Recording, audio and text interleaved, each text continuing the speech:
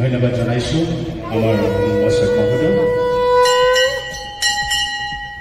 যে আমাৰ এই জিলাখনৰ এক নেতৃত্ব দিয়া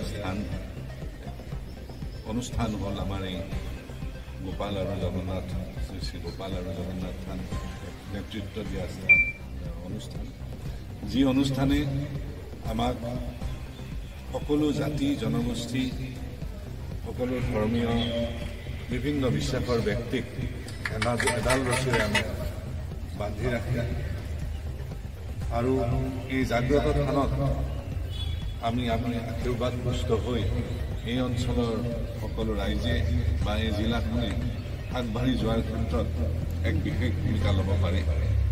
মই ব্যক্তিগতভাৱে এই থানলৈ আহি যি ধৰণে ইয়াত মই বিশ্বাস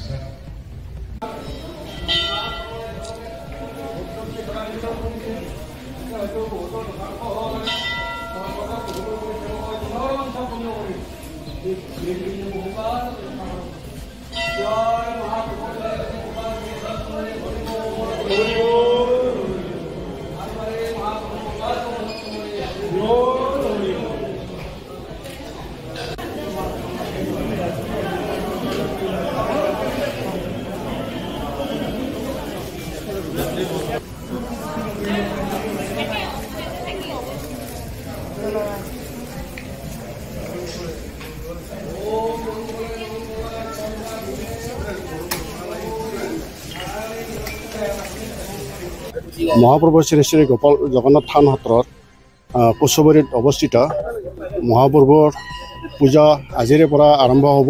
অৰ্থাৎ আজি 9 মাৰ্চ 2025 পৰা 13 মাৰ্চ 2025লৈকে পূজা চলি থাকিব।